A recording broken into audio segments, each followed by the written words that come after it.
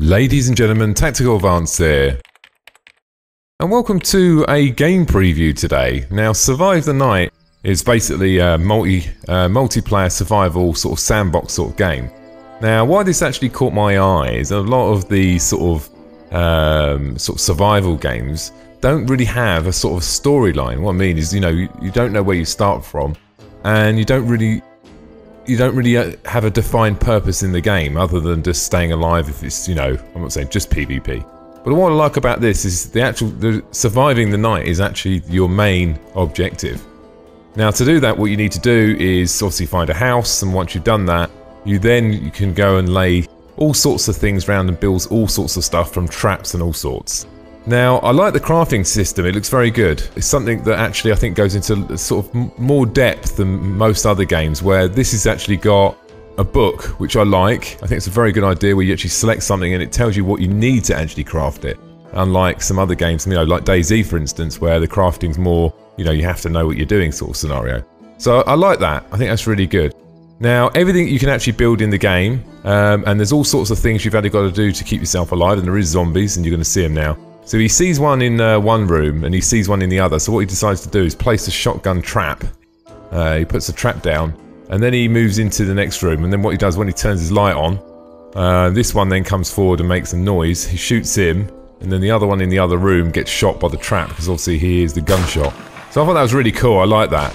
And like I said, there's all different sort of aspects to this game. Now, it goes into quite in-depth crafting. Not just crafting, but items you actually need to secure your house. Now, the first thing you can actually do is board up the windows and secure your building and make sure it's secure for the night. Now, there is a heat system as well inside the game. When I say my heat system, I mean you've actually got to keep warm. There's a couple of ways you can do that. You can keep warm by lighting the fire obviously inside the house, or getting the central heating working.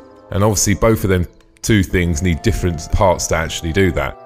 And then basically what you do is you go around and you collect the parts. And collecting the parts might not be, oh, there's a bit on the floor and you go and pick it up. You might have to take parts off other objects that you need to achieve what you're trying to achieve. So I really like that. I thought that was really good. And I like the fact that there's actually, like I said, there's a purpose in the game. You know, you've got to survive the night. I'm sure once you've survived one night, you've got to survive again. But obviously what you've got to do is then find water, food, all sorts of stuff. You probably have to find more fuel for the lighting in the house as well. You'll see that a bit later on in the video as well. Now he puts a little mouse trap down as well and catches a little mouse. And it's just that I think this is actually really interesting me. I mean, I'm actually really looking forward to this. Is it going to come out in the next few months? No. I mean, it's in development at the moment. There's no actual particular release date.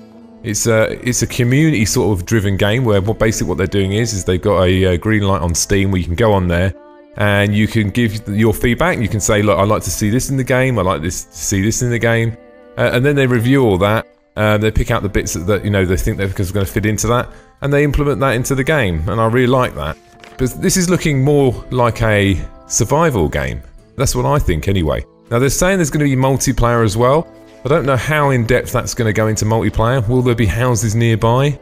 It'd be pretty cool, wouldn't it, actually, guys? I like the idea of this because it's everything sort of DayZ sort of wants to be in some ways, and this is just getting there.